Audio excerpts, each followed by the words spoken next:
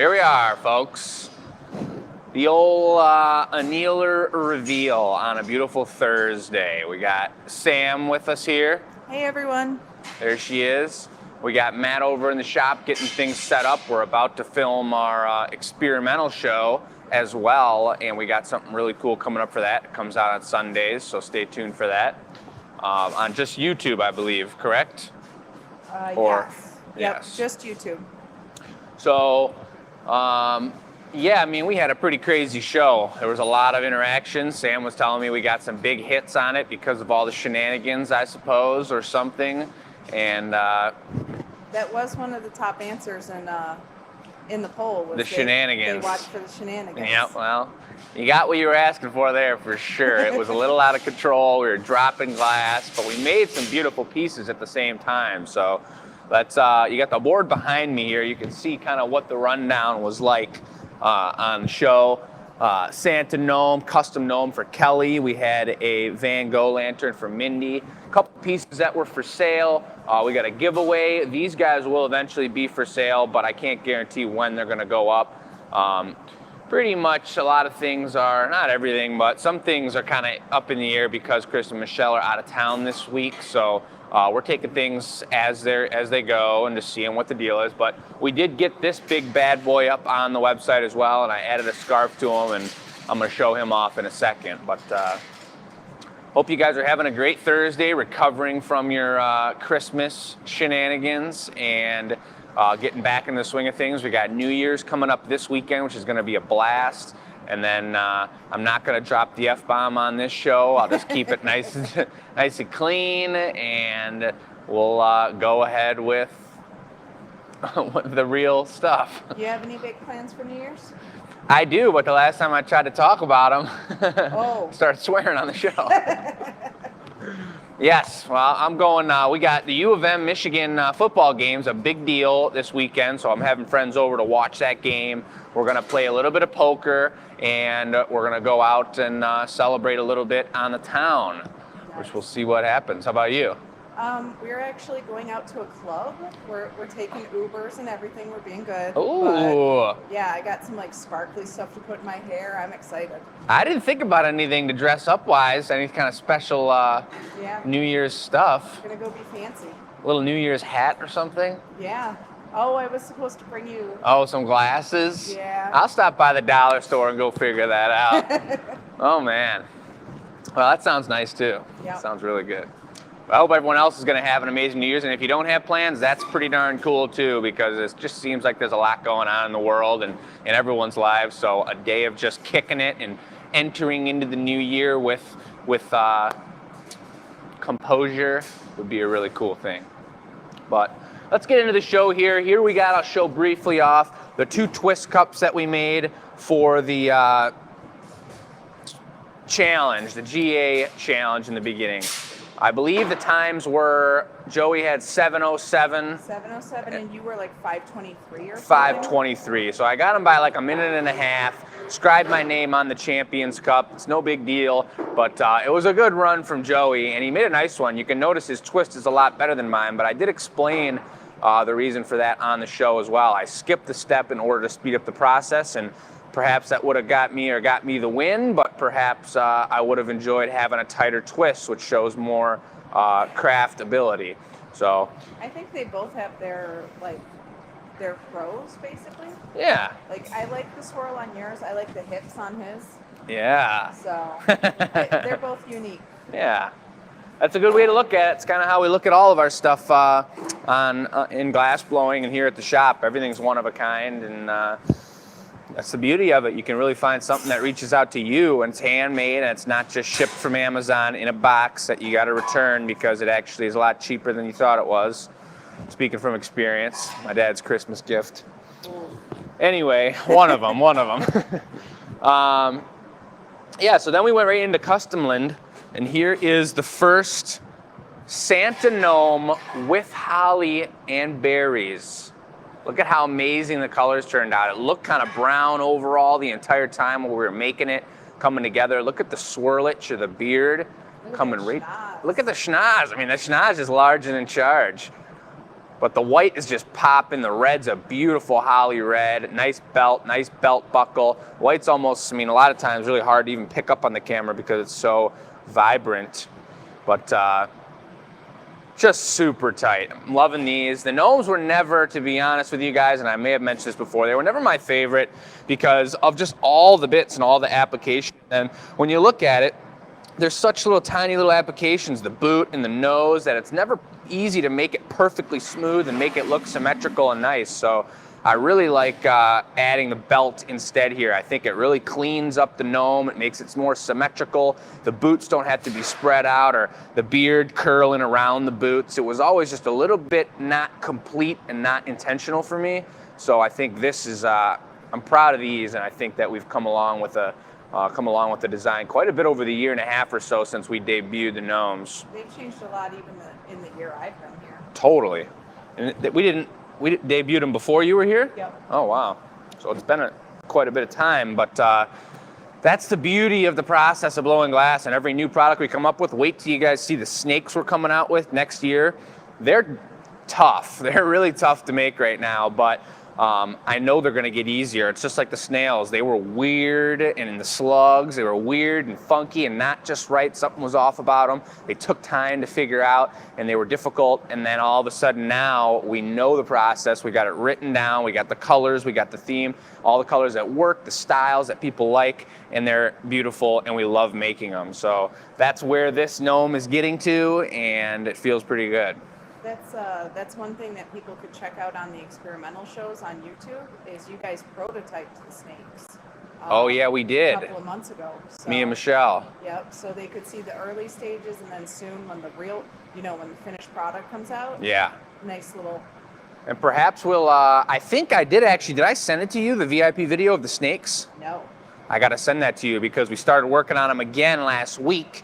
And I forgot to make a spec sheet to remember exactly oh no, the video I made was the spec sheet because we've done this at so many different intervals, jumped back into snakes that I kept forgetting the subtleties and things that make it actually work. So we made a VIP video and made a record book for ourselves. So this video coming out for the people that subscribe to us on YouTube is going to be a pretty in-depth documentation of what exactly is going through my brain when we're making the snakes. And I know that's going to change like we're talking about. It's going to change and grow and evolve into something else in the future as the snake progresses, but it's a really great starting point.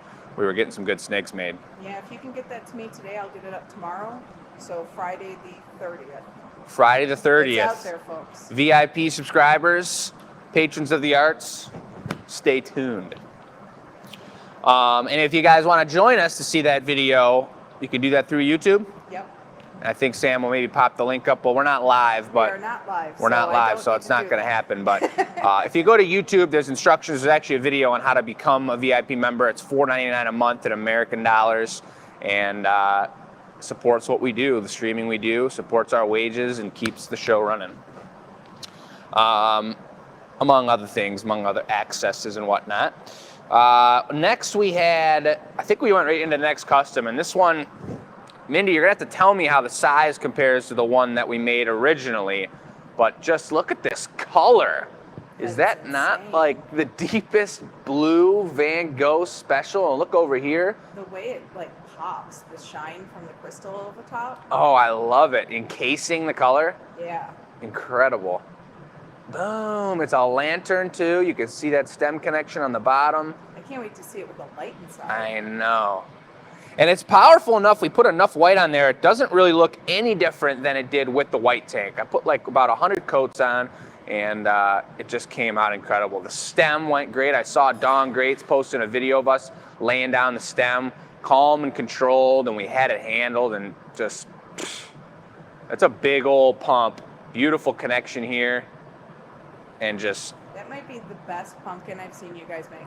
Wow, how about that, folks? That is... Straight from Sam's mouth. Yeah, and I've seen you guys make a few. Just one or two. Yeah, a handful. That's a gorgeous one, though. It's really beautiful. Really proud of that one. Mindy, I'm glad you got a replacement that's equal, if not even nicer than the first one, because that's what it's all about. Then... Joey took it to Stringertown and made the Jack Skellington Nightmare Before Christmas recreation, super special. With the weathered hat, cuts in the line. He's got the old skeleton face. I chose out a gray, neutral, kind of dull and kind of hardcore scarf, nothing too frilly. And then you got 1 million buttons right here. 1 million. And a nice, beautiful, snowy, icy, recycled base swirled up real tight on the marver. Pads on the bottom. This guy's for sale. And because of Michelle being out of town, we had one less hand looking at the website, looking at orders, seeing what the deal was. So I'm honestly not even 100% sure. That could have been sold, but you guys can go to the Gathering Point page and take a look and see what the deal is. As we're filming it right now, it's still available. It's still available right now, so there you go. Thank you, Sam. We got the giveaway right here. Super Frosty Ice Mug. This was a collab. Super sweet swirlage of the white, recycled tender light blue, all recycle, Rosetta foot, kind of like the wind blowing through the air. That looks like the storm last week. It looks like the storm last week, totally. Frigid, -30 with wind chill. But turned out beautiful. It's just a classic mug. Everything about it's clean, symmetrical, nice, well crafted, and it's nice when we can hand the pipe off to each other and finish a piece together like we do with a lot of our production. A lot of the production's team effort. Today, Joey and Matt are going to be making bosom chillers for the Ren Fair. One person starts them, the other person finishes them. It keeps things fresh. It keeps you engaged in what's going on, and it's a beautiful thing. So that's really nice when we start doing that. I want to do it more on the show for sure. But this is the giveaway. That's going to be given away. Someone's going to get that mug. It's about $120 value. Next show. Yep, and the question was, what was your favorite thing you did over the break? And you send your response to enews@glassacademy.com. It's an email. Yep, and just send that email and you'll be entered in the giveaway. Pretty cool. Usually get about 125 or so entries per week. People rotate in and out, and if you won in the last 6 months, you can't win again. So you still could enter because we ask fun questions. It's not about like just getting your email again. We already have your guys' email. We know who you are. We're excited you're with us, and we love to get some good information like this. There's 2 different polls. We did 3 polls, I think, on the show. Here's 2 of them. The first one, this is that Mentimeter. This is live polling during the show, and it's pretty cool for us to print out the answers and see. You got a beautiful picture of Pumpkin. What is your favorite part of the shows? Some of the answers: the shenanigans, the interaction and watching art being created, the conversation among glass blowers, the interaction between everyone. And it's like the great mix of creativity, technical expertise, and friendly banter. That's kind of what it's all about. It's also, for us, it's nice to really see these and see what people enjoy, because when we're in the show and we're making it happen, sometimes I just want to focus on the piece and not talk at all and give people detail shots of what's going on and talk tech. But when some people have watched 100 shows in a row, then sometimes they don't need the tech again. So it's nice to have a little banter too and kind of crack some jokes and have a good time. There's a beautiful mix of all of it, and we're still figuring that out. We're changing it every day, just like our products. So it's pretty darn cool and good to get your guys' feedback. Another one, this is really cool. The larger the text, the more responses were answered. How did you find out about the Glass Academy? So this was probably changing and swapping and switching live while people were answering, which is so cool. A couple people spelled the Renaissance or the Renfest different, so those could have came together for a large one as well, but we got someone was referred, taking classes, saw it during. I don't know what that means, but that's cool. Probably accidentally. came up in their feed. Yeah, just popped up during something else. Yeah, they were scrolling Facebook and they said, ooh, that looks interesting. Bam, I'll check it out. Sister, a friend had a gnome made. That's pretty cool. But Facebook was the top one, and that's one of many social medias we're on, and we're always trying to spread it out and even it out and have people from all over the world and all different backgrounds and all different spots on the internet watch our show with us, because that's kind of what it's all about. But those are all the pieces. I do have the cart here. I wanted to show 2 things off real quick. This was a custom order for Caroline, who's going to couldn't make it to 2 happy hours in a row, so we worked out a deal with her and made her a sweet custom Gia glass, it's called. This is for a certain type of non-alcoholic mixer and beverage, and all pink with the looking glass in the middle, which, if you can tell, the board is actually flipped upside down because of the optics of that, and sideways.